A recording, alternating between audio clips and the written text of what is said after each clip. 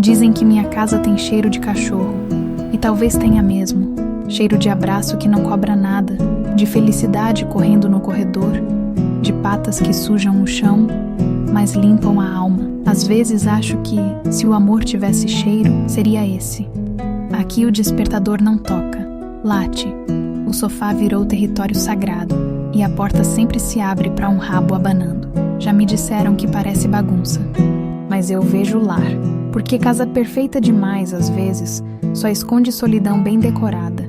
Já a minha tem pelo, brinquedo e até um cantinho com nome na parede. E se tudo isso te incomoda, é porque talvez você nunca tenha sido amado por alguém que não sabe falar, mas sabe sentir.